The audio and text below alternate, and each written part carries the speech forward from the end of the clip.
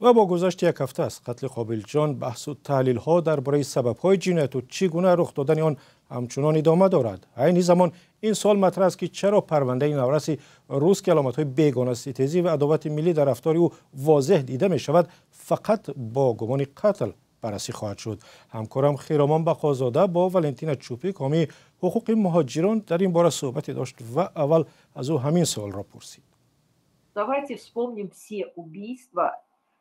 بیایید همه کشتارهای دیگر را به خاطر آوریم که در گذشته بر پایه نفرت ملی صادر شده است. آیا کدامی از این جنایت ها شروع از سال 2000 در حکم‌های دادگاهی همچون کشتار بر پایه عداوت ملی یاد می شوند؟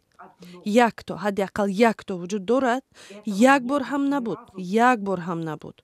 آنها میخواهند وانمود کنند که روسیه دولت فاشیستی نیست. با آنها البته کسی باور نمیکند ولی آنها تلاش میکنند چون این باشد.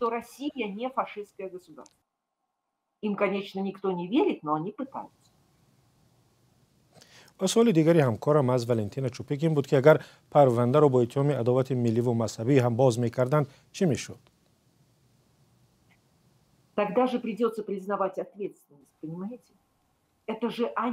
در این صورت باید مسئولیت را به عهده گیرند. خودی آنها همین نفرت را در تمام مطبوعات دولتی برمیانگیزند.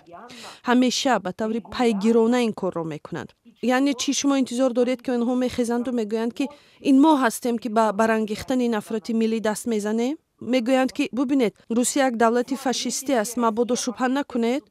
اعتراف آشکارا به معنای اعتراف مسئولیت خود آنها است. اگر چنین اعتراف صدا بدهد این به آن معناست که گویا او دیگر رهبر خودکامه نیست، دیگر دیکتاتور وجود ندارد، چون دیکتاتور هیچگاه گناهکار نیست. همکارم خیرامان بقازاده همچنین از ولنتینا چوپیک پرسید که چگونه امکان داشت که کشتار مدهش در داخل یک مؤسسه تعلیمی و در روز روشن و پیش چشم همه رخ بدهد.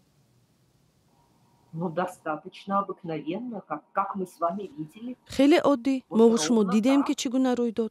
در روسیه نمیدانم چرا مکتب ها را از مهاجران محافظت میکنند ولی نه از دست جنایتکاران احتمالی. از روی آمار مهاجران کمتر از 2% جنایت ها را صادر میکنند. از این شمار جنایت های خشونت آمیز 0.3% را تشکیل میدهند. باقی مانده حادثه ها به ثبت نام ساخته‌کاری شده در اداره های مهاجرت، نگهداری مواد مخدر به مقدار مخصوصاً کلان یعنی فقط برای داشتن ناس ربط میگیرد. جنایت های واقعی در این فهرست خیلی ناچیز هستند. اگر این را اعتراف کنند پس مکتب ها را باید از دست کی حمایت کنند؟ نه از دستی به اصطلاح سیاها بلکه از جنایتکارهای واقعی. درست در ازدحام شناختن به اصطلاح سیاها آسان تر است. جنایتکار آیا می شود آسان شناخت؟ برای این کار کردن لازم. روانشناسی مکتب باید کاغذ پرکنی را یک سو گذاشته با شاگردان کار کند که رفتار غیر معمولی و کج دارند تا از جنایت‌های بعدی پیشگیری شود. ولی برای این همه کار باید کرد. ولی پهن کردن ناتسیسم آسان تر است. همکارم خیرامان بقازاده در پایان صحبت از ولنتینا چوپیک همچنین پرسید که بعد از فاجعه‌ای که به سر قابل جان آمد به مهاجران تاجیک که با فرزندانشان در روسیه هستند چی مشورت می‌دهد؟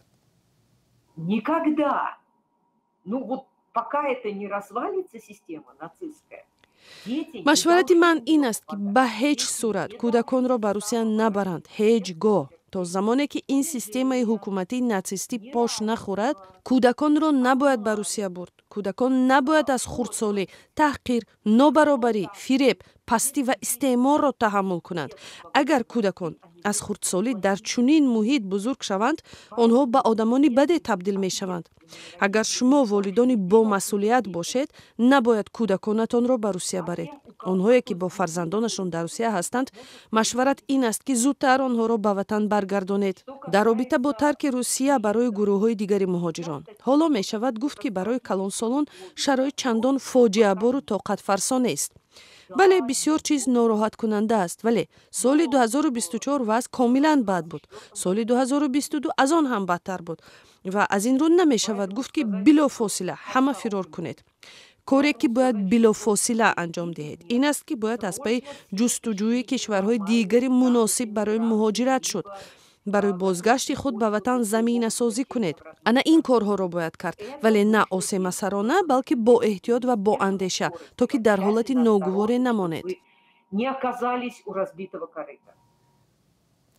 валентина чупик ҳомии ҳуқуқи муҳоҷирон дар бораи омилҳои қатли Қобилҷон Алиев, навраси 10-солаи тоҷик дар Русия суҳбат мекард, ки ӯ рӯзи 16 декабр бо дасти як навраси рус дар мактаб кушта шуд. салом, агар хату хабар мехоҳед мо дорем. навиди бомдодӣ, сархати хабарҳо, ахбори Тоҷикистон ва ҷаҳон, гузоришҳо ва таҳлилҳо. чӣ мегузарад ва чаро? донистан фаҳмидан аст. замима ё апи моро бигиред.